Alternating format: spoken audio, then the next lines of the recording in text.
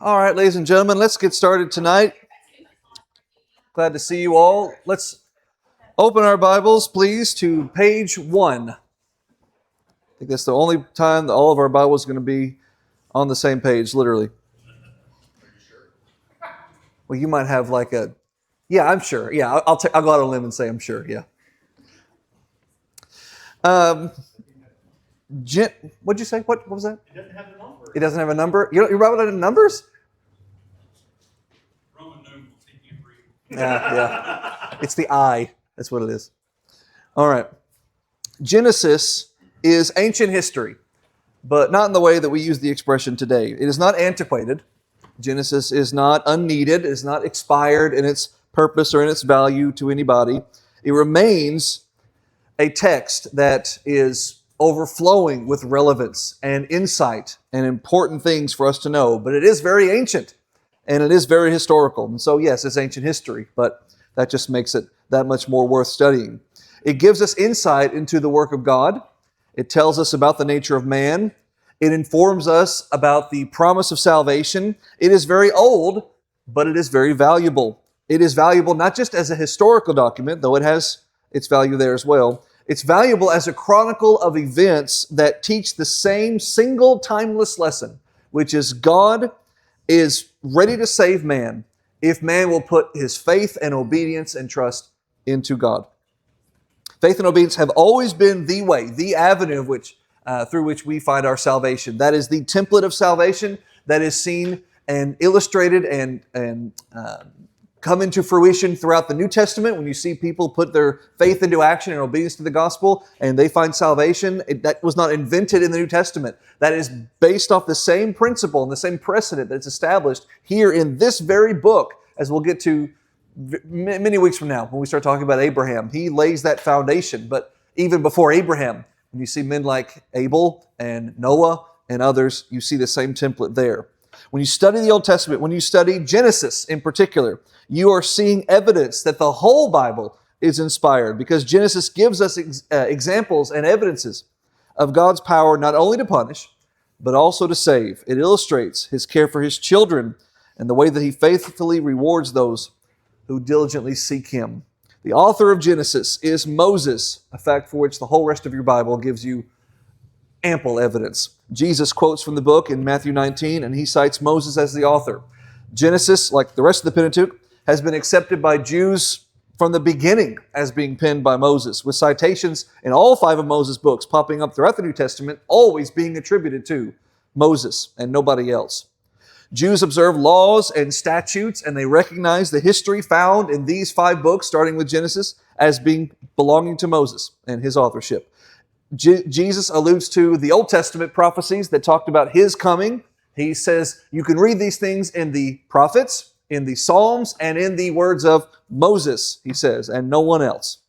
Genesis is named Genesis because that is the name given to it in the Septuagint, the LXX. That's the Greek translation of the New Testament in the late BC era, early AD era, that was commonly read and studied by people like Jesus and His disciples in that day and age. In the Hebrew, it's called Bereshit, because that's the Hebrew word for in the beginning, which is the opening of the text.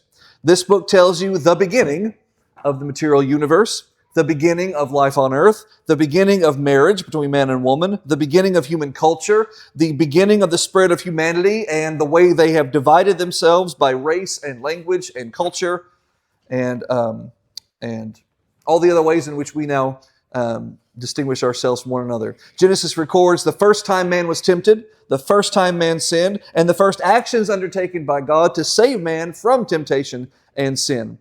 Moses just devotes a single chapter to the broad creation account. That's chapter 1. Chapter 2 kind of overviews that to make a different point, but you get just the one primary chapter that really hammers home the idea of God as the maker of it all. You get a third chapter talking about the fall of man, that's chapter 3, talking about the fall of man and the expulsion from the garden. These are humongous events. The creation of all things, the formation of the relationship between man and woman, the deterioration of the relationship between man and God. That's chapter 1, 2, 3, boom, boom, boom. What you notice as you go through Genesis is how rapidly Moses writes this stuff, up until you get to chapter 12, when he just slams on the brakes Because the point of Genesis is not the way people want it to be. The point of Genesis is not to be this detailed encyclopedic overview of every single bit of minutia and information about all of things in existence. No, that's not what Genesis is. Is it scientific? Yes, but it's not a science book. Is it historical? Yes, but it's not even a history book. The point of Genesis is not to be this big, broad thing. The point of Genesis is to say, I am the God of Abraham, Isaac, and Jacob. I am inspiring the current, at the time of its writing, leader of the people of Abraham, Isaac, and Jacob, Moses, to tell those people their history so that they can know who they are and so that they can know where they came from. It just so happens that where they came from is where all the rest of us came from too, and so it's doubly relevant to us as well.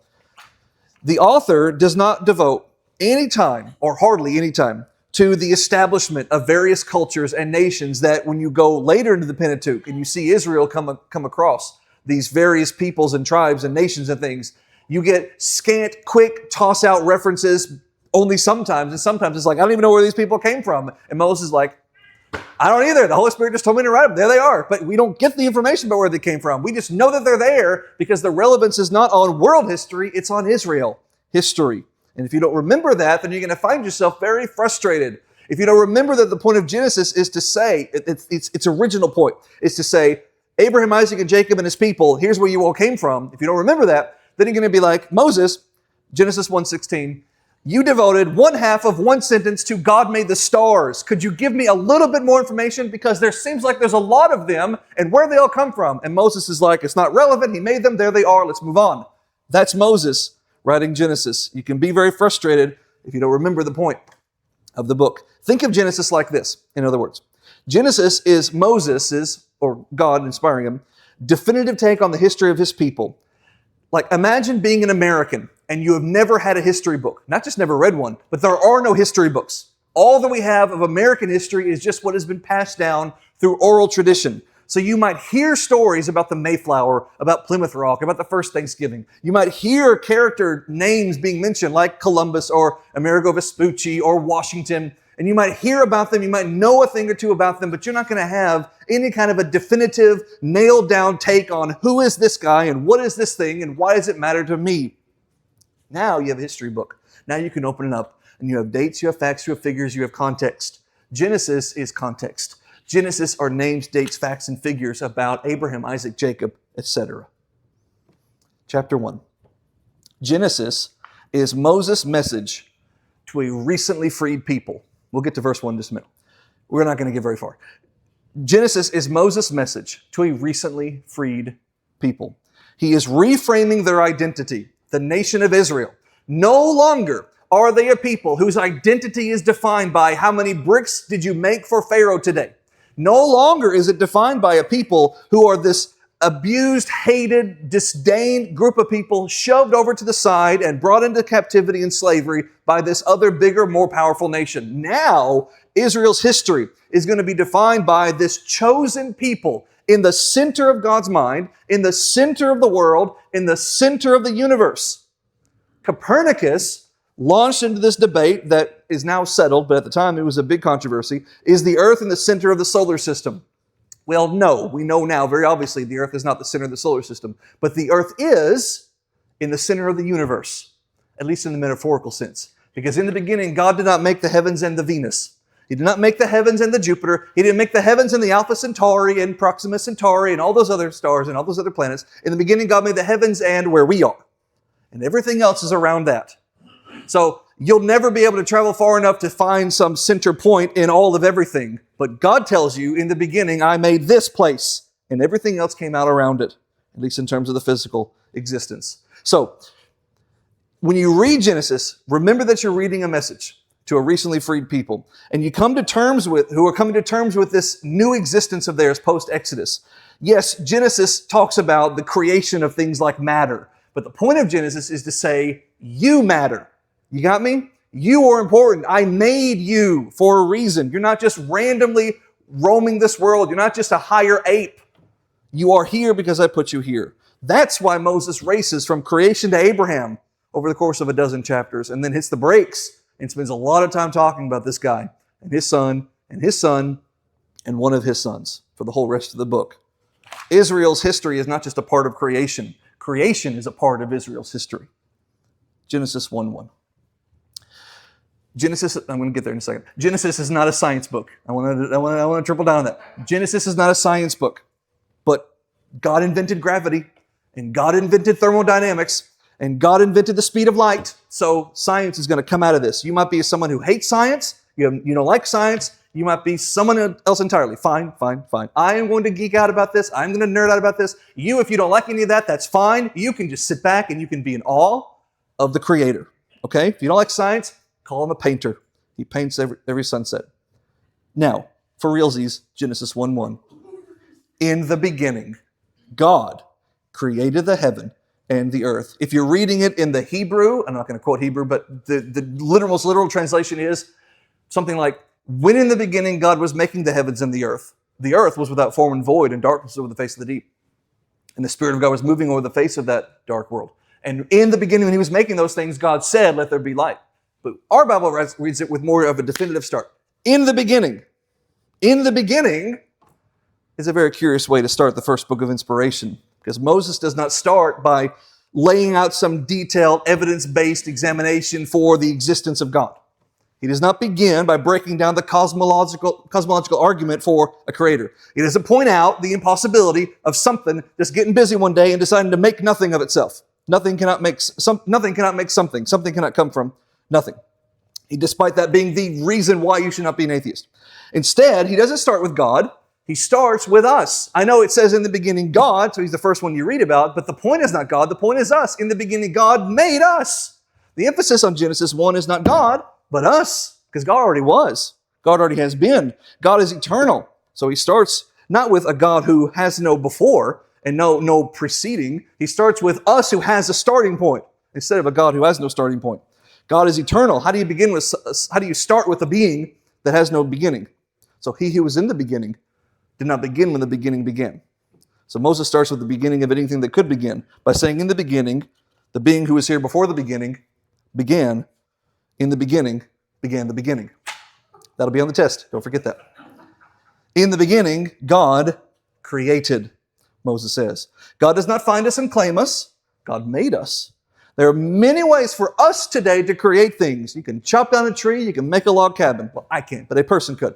You can shape clay and make a bowl. You can melt oil and make a plastic fork. There are many ways nature makes things too. Glacial deposits and mountaintops melt and they run down and they form streams which become rivers which flow into oceans.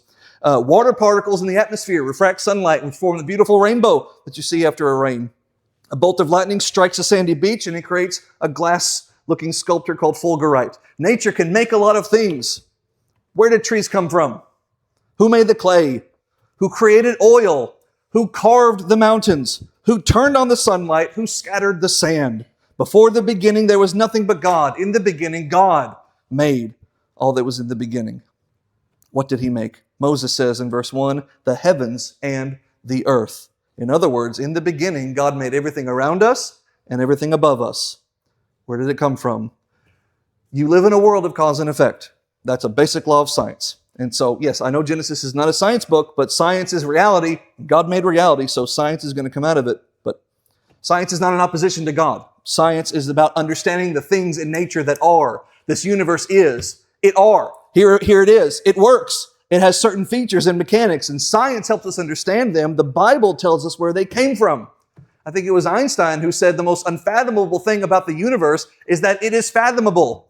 Like the idea that my brain, which is supposed to be the product of billions of years of mindless evolution, which cares nothing and has nothing to do with the whole cosmos above me because it has nothing to do with my survival, and yet I, with my evolved brain, am able to understand the way the universe works. Like that should not be possible. And yet you have like men like Pythagoras and stuff who can measure the circumference of the earth using nothing but like glass and sticks in the sand, and he could tell you almost precisely the circumference of the earth at a time when he had no mechanical measurements, and certainly no digital ones, and he is able to do it because he has a brain that can understand that there are laws in nature. And they were not freaked out about that, like people today are freaked out about it, because back then those scientists and those experts understood, of course there's laws in nature. Nature was made by a lawgiver. Where do the heavens and the earth come from? Before there was anything, what was there to cause anything to happen? In the beginning, God created. So then the question you ask is, well, then where did God come from? And Moses doesn't bother explaining that. His focus is on us, not God. But the answer is obvious. Moses says enough in this chapter to tell us the answer. But just think about it. God created everything. In a minute, well, we'll see. In a little while in Genesis, Moses is going to say that God creates light. And since light is the universal measuring stick for time, I think perhaps that's an ancient way of telling us that before there was time, God already was. God is timeless. God is eternal. So there's no reason to ask where did God come from. In fact, the question is nonsensical. There's no logical basis for the question. God made everything, which means before he made anything, there was nothing. In fact, John 1 tells you exactly that. So God, who is a spirit, did not come from anywhere. He always has been and made the things which are non-spiritual. We call that natural. So in conclusion, there is no reason to ask when was God made, because God made time. He existed before there was any measurement of time possible. When were you made? I was made 41 years ago, give or take. You can measure that because 41 years have passed since the moment I was born, but it is not so with God. He always has been.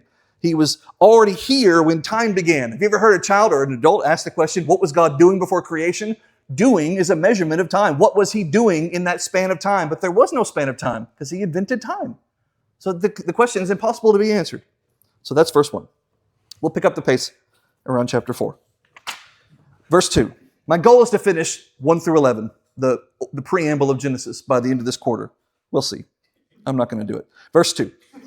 And the earth was without form and void, and darkness was upon the face of the deep, and the Spirit of God moved upon the face of the waters. Again, remember the way the Hebrews originally read their text. The way they would have read it was, when in the beginning God was doing this is an aside. When in the beginning God was making the heavens and the earth was without form and void, and darkness was over the face of the deep. And when in the beginning God was making the heavens and the earth, the Spirit was moving over the face of the waters of this otherwise featureless, formless world. Why didn't God just make it all at once? Because what we're getting into now is God's going to take 6 days of creation and then he's going to rest on the seventh. Well, why not just knock it all out in a single utterance? And I'll tell you why. Because he didn't want to. Don't worry about it. And I know the temptation is to read this backwards and to say, Moses is writing to a people that God gave a law of the Sabbath. And so he's writing that to those people, and so he reframes the whole creation thing around a work week plus Sabbath. But that is backwards. Don't strip away the supernatural to try to make sense of the things that God does in the natural world. Yes, God in the natural world gives a Sabbath decree, work 6 days and rest on the seventh. But just because he does that doesn't mean that Moses then has to invent some idea that God's creation sort of, but didn't actually take 6 days, and on the seventh he rested to make sense of the Sabbath. No, that's backwards. God foreknew he's going to impose the Sabbath restriction. He foreknew he's going to give the Sabbath law. And so knowing that, he implanted the pattern. He created the template here that he knows he's going to fulfill in Exodus. Because God is timeless and he does things out of order all the time in non-chronological order. So don't strip away the supernatural in a quest to understand God with our feeble little natural minds. Anyway, the earth was made. It was made to be added on to. And that's a process for God's own reasons he's going to take 6 days to do, after which he will rest. We'll come to that much later in the study. And that establishes the week. By the way, God invented the week, right? I mean, he's inventing everything else, so I guess why not the week too? But just think about this. You have measurements of time that we're all very familiar with that we take for granted, right? We have a day, and you know what a day is. You know it implicitly. The earth spins on its tilted axis, and that creates the perception of the sun going up and the sun going down. And as the sun goes up and the sun comes down, and the sun goes up again, boom, we say, oh, there's a whole day. There's a day. And it's a measurable thing. It's quantifiable. It's understandable. It's graspable. That's a day every time. We have a moon around which our planet is orbiting. And every time it circles around our planet, that's about a month. I know we don't measure it that way anymore, but in the ancient days, moon goes round, that's 1 month. Earth spins around the sun, 1 full revolution, and it's not a perfect circle, and so it gets a little colder and it gets a little warmer. We do 1 full of those, and we say, that's 1 year. And we understand implicitly, we understand measurably, Earth spins, that's 1 day. Moon spins or revolves, that's 1 month. Earth revolves, that's 1 year. Where does the week come from? Because the days keep coming, 365 of them, and then we start that over. But why do we have, after 7 of those, another 1? Like, God is going to make, rest. And then we say, and what's the next day? All right, he has the first day he's going to make this, and the second day, the third, fourth, fifth. On the sixth day, he'll make man. On the seventh day, he'll rest. What's the next day after the seventh day? What is that? What number is that? No. The first day. What day do we worship on? What day do we worship on? No, what day of the week? A number wise. The first day of the week, right? We don't count from, it's not the 1,741st day, which it may be, but we start over every 7 days. It's another one. 1, 2, 3, 4, 5, 6, 7. 1, 2, 3, 4, 5. Where did that come from? God here invents the week. When he rests on the seventh day at the end of this whole process, he starts a new week over. So God invents it there, just like he invented a day by putting the earth on its tilted axis and spinning it, just like he invented a month by putting the moon in orbit, just like he invented a year by putting the earth in orbit. He invents a week by resting and starting a new week over. So here we are, the start of this whole process. Now, right now, at the beginning of this week, the earth is empty and formless and bathed in darkness because God has not yet uttered light into existence. Before that happens, the Spirit of the Lord is moving over the waters, over the deep, your Bible might say. It tells me two things. First, the phrase, without form and void.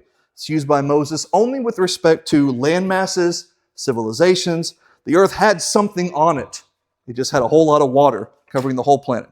We'll learn from this that God is not just going to be described as Elohim, which is the way Moses has so far introduced him to us. In the beginning, Elohim, the God, the mighty one, or mighty ones, depending on context. He's not just going to be Elohim. He is here called the Spirit of God. So God is a spirit, but God also has a spirit. And this Spirit of God is moving over the face of the waters. Now, if you read Job 26:13, he says he was garnishing the heavens. He was beautifying. He was smoothing out. He was putting a pretty little picture on the whole thing that is there. So you have this formless, featureless, ugly planet. And God made an ugly planet. Well, he made an ugly planet in order to beautify it. So give him a second. Now that here comes the Spirit of God to beautify the planet. And I don't want to step on my own toes because I'm going to preach this. I think it's the third Sunday of April. The whole sermon about the Trinity. But what you kind of see, I'm about to bust it out, what you kind of see is a picture painted of the three-part fellowship of God within himself. We call that sometimes the Trinity or the Godhead or the Godhood. God has three distinct personifications, but they're not three parts. It's not like this is a part of God. He's 1/3 God. This is all God. And this is all God. And this is all God. The Holy Spirit, the Son, the Father, or first person, second person, third person. None of these are perfect ways to understand. None of these are perfect ways to completely grasp. But it is what it is. And what you kind of see is a picture that's painted to describe the way in which this multifaceted being interacts within himself. Okay, because God has this three-part nature, each one of which has his own mind. So the Spirit has a mind, the Father has a mind, the Son has a mind, and they even have communication skills that they speak within themselves. We'll see that later in Genesis. God says within himself, let us do this. So what you almost see is you have Father, Son, and we'll call that Spirit. Sure, we're not. Well, that looks like Jesus because it's the cross. Okay, Spirit. There, Spirit. You have Father and the Son, the Spirit. All right. And what you basically see is the Father is like an architect, and the Son is like an executor of the plans, and the Spirit is like an organizer. That's what that says. All right. So the Father is like the aspect of God that comes up with the idea. Let's make a world, right? The Son is the one who speaks that world into existence. John 1 says that. According to Genesis 1:3 here, or 1:2, that the Spirit is the one who organizes, who beautifies, who straightens everything and puts everything in its place. Each one has a specific role. In fact, you can go down a long line here. Creation, the flood, salvation, the organization of the church, all of which is seen in the picture of the Father is the architect, the Son is the executor, or the executed, and the Spirit is the organizer. But that's a whole different sermon, which I'll preach some other time, probably in 2 or 3 years. But I have a different Trinity sermon in 2 or 3 weeks. Anyway, this is starting to be painted for you here, that God creates. John 1 tells us the Son's doing the actual physical creating, and the Spirit is doing the organizing of all that. So now it's time to make some utterances. There are 10 utterances of creation. The world is here. It is being garnished and beautified by the Spirit. And in that process, God is going to utter 10 things. You utter words. You speak words, utterances. The Word is what is being the creator here. And God said, Father, Son, Spirit has already been introduced, organizing. And God said, verse 3, let there be light. And there was light. First utterance of creation. It is not the beginning of the things, because God has already made a world that he's now shining a light upon, but it's the first utterance of the things God is doing onto this canvas of a planet that he has made. It was Einstein. I'm going to preach this I have a whole sermon on light. I'm going to do it like in October, November, so you'll forget it by then. Einstein says that the universe's speed limit is the speed of light, 186,000 miles per second. The speed of light is the speed at which time itself travels. You might get in a car, you might drive 55 miles an hour, and you might get out and walk at a brisk 10 mile an hour pace. But your car and your walk are traveling relative to the speed of light. That's Einstein. You can try to move faster, you can try to inch up closer to that 186,000 miles per second marker, but you will never reach it because E equals mc squared. Energy equals mass times acceleration. In other words, the faster you accelerate, the more mass increases, which means you need more energy. And as you need more energy, you gain more mass, which means you need more energy. And it just becomes a paradox you can't ever break. You are finite. You cannot reach the infinite. God, he's infinite. He's not finite. So God can speak and just make light be, where we can't even reach his limit. That's the imposition imposed here by God. God saw the light, verse 4, and it was good.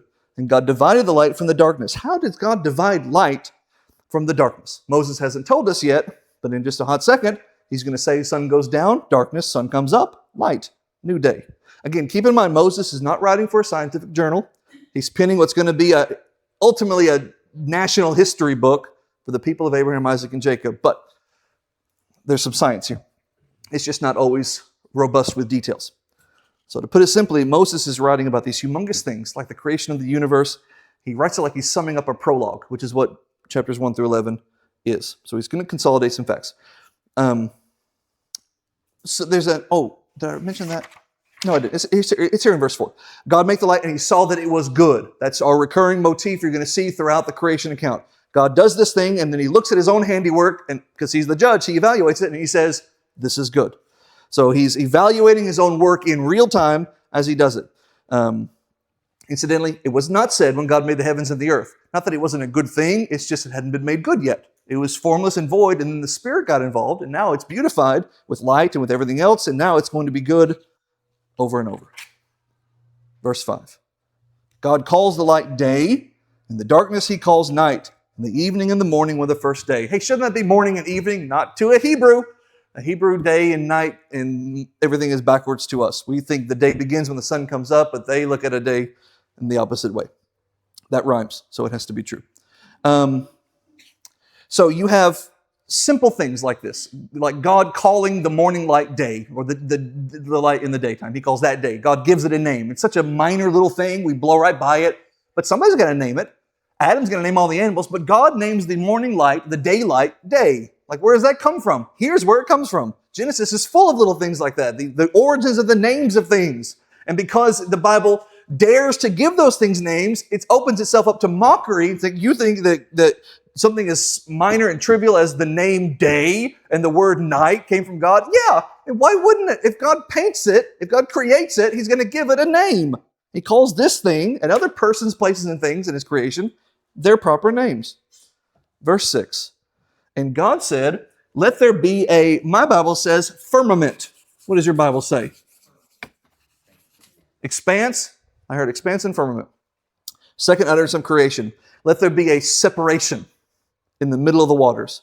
Remember, the whole world is just a big ball of water. Remember that. You're going to see it again in chapter 6. Right now, the whole world is just a big ball of water, and God says, let's separate, as we'll see. Actually, no, it's in this verse. Let there be a firmament in the midst of the waters, and let it divide the waters from the waters. So here is our world. Here is our planet Earth. It has no continents. It has no cities. It has no nothing. It just has water. Water everywhere. And God says, I'm going to take this world of water and I'm going to separate water from water. So there's still water, but now there's going to be water separating from the water. Oh, it's a perfect circle. Did you see that? So God says, I'm going to separate water from water. So here is water, and here is water, and in the middle is this expanse. My Bible says firmament, a separation of water from water. And you think, are you telling me, here's what you're going to say, are you telling me that you really believe that once upon a time, the world had a canopy of water completely surrounding it? Yes. And that is not science fiction, because if you go just one planet over, even now as I speak, Venus has a canopy of carbon dioxide. And no one bats an eye, because there it is. You can look up, you can see it with a telescope. It would take something catastrophic for the carbon dioxide canopy that surrounds the planet Venus to break and erupt and change into something else and to become a different form entirely.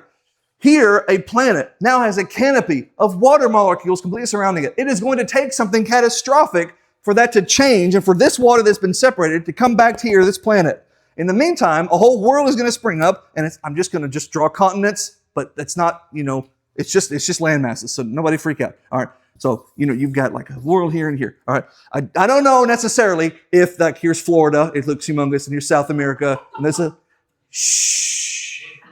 and there's a little bit of Africa, a little bit of Europe, and so forth. That's just for perspective, right? All right. This is not necessarily what the continents look like. That's not my point. Focus. So what I'm saying is, you have a planet now that God has separated water from it, and now land is going to appear. You're going to get that in a few verses. Dry land is going to appear. There's still going to be water, but dry land is going to appear. But this water is still hanging out up here. And when God says so, what Peter calls the storehouses of the water, God is going to open this storehouse, and this water is going to come back to the earth, and it's going to look like what it did in the beginning. Because what is the flood account but God starting over? So right now, Moses, who is setting you up for Genesis 6, is telling you in the beginning the whole world was water anyway. And then when the world sins and God has to start over with Noah, the whole world's going to be water again anyway, except with just, a little boat floating around there. Other than that, the world is going to be as it once was in the very, very beginning. In the meantime, you have this world of water where the water is going to be separated from water. So there's water in this water, and from this water down here, continents are going to come. In the meantime, there's going to be water here. Verse 7. And God made the firmament and divided the waters which were under the firmament from the waters which were above the firmament, and it was so, which is everything I just said. Verse 8. And God called the firmament heaven. The word means the up there place. Where the birds fly is heaven. The final frontier is heaven. The throne of God is heaven. That's why when Paul, we presume, talks about his experience in 2 Corinthians, where he sees God and he gets the thorn in the flesh to keep him humble from that experience, he says, I was caught up to the third heaven. Because he's using terminology that was common to his day. The first heaven is where the birds fly. The second heaven is space, the final frontier. And the third heaven is the dwelling place of God and the dwelling place of the angels. So what Moses is telling you here is God calls everything that is above the heavens. Is that easier than just heaven? Because if you think heaven, you think, oh, that's heaven. That's where you die and go to heaven. It's just the up there place. It's everything that's up there. Anything that's not on your feet up there is heaven. Yeah, okay, let's do that. Hang on. Yeah, so these are 24-hour periods. I think this is the best place to put that. I could have put it at the end of this whole thing, but why not do it right now? Each one of these, as you see at the end of the verse, verse 8. God called the firmament heaven, and the evening and the morning were the second day. So we already had a day, and now we have a second day. The gap in between the first evening and morning and the second evening and morning is the same word. It's a day. You have a day here, and you have a day here. How long are these days? 24 hours. You know how I know that? Because Moses is not writing Genesis in real time. Moses is writing Genesis thousands of years after the fact to a people who know what a day is. To a people in particular who know you get 6 of them before you get a day off. And they're not thinking, do I have 6 eons of time before I get to rest? I mean, they're Jews, so they probably were complaining that way, or they were Hebrews, so they're probably complaining like that. But in actuality, no, you get 6 24-hour periods, and then you get the 7th one off, in which case you should devote your time and mind to the Lord. So Moses, writing it to that people, when he says, in the beginning, God worked for 6 days and took the 7th off, is not going to just introduce the idea of eons of time, if that's going to be how it is, and not drop a hint that that's what that is. He's going to make it this obvious thing, and so without any other evidence to the contrary, it's going to be the same amount of time. And that's only one of the many reasons why. Of course, it's 24 hours. And it blows my mind to hear people who on the one hand will claim they believe the Bible, say on the other hand, I just think it's ridiculous to think that God can make the world in 6 just literal days. When just wait till you see what he does to the Red Sea, because he does miracles all over the place. So if that one's going to blow your mind, just wait. There's a lot more coming. He's doing miracles left and right. The fact that he can do all this in a day is not a miracle. Yeah, but that's not what I mean, they'll say. I mean, I look at this evidence over here and this evidence over there. I look at the stars. Think about the stars, people. The stars, some of which are so far away, the speed of light seems to imply that it would take billions of years for those stars' lights to get to our planet. Yet you're saying that the world is only 6,000 so years old when that starlight is billions of years old. How does that compute? I'll tell you how when you get to the end of this chapter. But I already started, so I'll tell you right now. In the beginning, God, on day 6, God is going to make a man. What's his name? Yeah, Adam. How old is Adam after the first day of his creation? One day. Does he look like a baby? Now, I know your Bible's not a picture book. It'd be swell if it was, because I wonder about some things. But no, Adam is not a baby. Adam is not crying, and Adam is not desperately in need of milk, and Adam is not able to walk. Adam is an adult. I don't know how old he is. Let's say 30. But he's not 30. Moses, he's a day. You said so yourself. I know what I said. I'm telling you how he looks. That God made an Adam fully capable of supporting a human life in adulthood yesterday. So God makes a world. In fact, God made a universe because God said, let there be light. He hasn't even made the sun yet. We're not going to get that until verse 14. Where are we at? 9.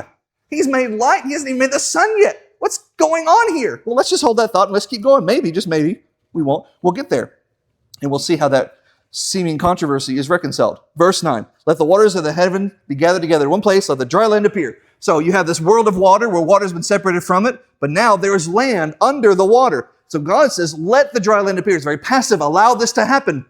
So water recedes, land comes up. So now you have continents. And I don't know if it was Pangea or something nonsense like that. I just think it was a landmass. It may have been a modern-looking continent, but it may have been a landmass that's going to be completely obliterated by the flood and the major disruption of the flood. Because if you think the flood was just it rained a lot, no, it's a lot more than just it rained a lot. But either way, there is now a landmass here, where before it was all covered with water. Now water has receded and separated. Now there's room for land to appear. Verse 10. And God called the dry land, my Bible says, earth, dirt. I mean, I know it's the planet name, but it's kind of a boring planet name. But it means dirt. God called the dry land, earth. And the gathering together of the waters, he called the seas. So we're going to separate waters, move water around so land can appear. Well, what do you call this water, Moses? The great waters. Translated in our Bible as seas. I know seas is like a medium-sized body of water, not quite a lake, not quite an ocean. But to Moses' grammar, it's just big body of water, seas. So he called them the seas, and God saw that it was good. Here is the fourth utterance of creation, verse 11.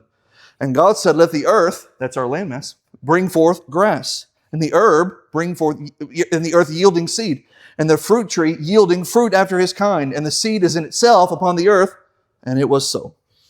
A child says to his mother, Mother, where do apples come from? And the mother says, well, silly child, apple trees produce apples, and you eat the apples. Oh, okay. Well, where do apple trees come from? Silly child, apple seeds grow apple trees. Oh, well, where do apple seeds come from? Silly child, apple seeds come from apples. And then he thinks about it and he says, where did the first apple come from? Silly child, the first apple tree. Okay, all right. Well, where did the first apple tree come from? God. God is where the first apple tree came from. Genesis 1:11. Verse 12. And the earth brought forth grass, as God told it to, and herb, yielding seed after his kind. Depends on if you're English or American. Herb or herb, yielding seed after his kind. And the tree yielding fruit, whose seed was in itself after his kind. In other words, God created a thing with the germ within that thing to make more of that thing. So like every time an apple falls and the seed, it falls in the ground and it produces another apple tree. It's not God didn't make that second apple tree. God made the first one and it just does its thing, right? So I understand what you mean when you say my baby's been born, it's a miracle, but like it's not a miracle, it's the most natural thing that there is. The first one was, but since then it's been extremely natural. The earth brought forth grass and the seed that was in it to allow it to come forth. By the way, you might read this and think, why walk slower? Verse 11, you might read this and think, why is God telling the earth to do this? Like God says, let the earth bring grass and let the herb do this, let the tree. Why is God telling nature to do these things? Nature doesn't have a mind to obey. God's not telling earth and nature to do this. I erased it. God's telling the sun to do these things. The Son is the one speaking these things into existence. The Father, the architect, says, do this, and the Son does that. And then the Spirit comes along and makes it look pretty. Verse 13. And the evening and the morning were the third day. Oh, we didn't get it. It's all right, next week, verse 14. We're going to talk about what's up with the deal that God could make light, and now He's going to make lights. If you watch Fleabag Season 2, that was a big argument that she makes to the priest that she fancies. She says, yeah, I read your Bible. Your Bible's ridiculous because you've got on this one page, God is making the light, and then on this later page, God makes the sun. That sounds like a contradiction. If you read my famous science fiction book, Contact by Carl Sagan, he has a whole page of things he says are contradictions of the Bible, all of which are like these children in Bible class could answer every one of them. And Sagan's like a mastermind. We'll talk about that. It's an easy peasy solution. Come on in, I'm done. We're done. You can go home.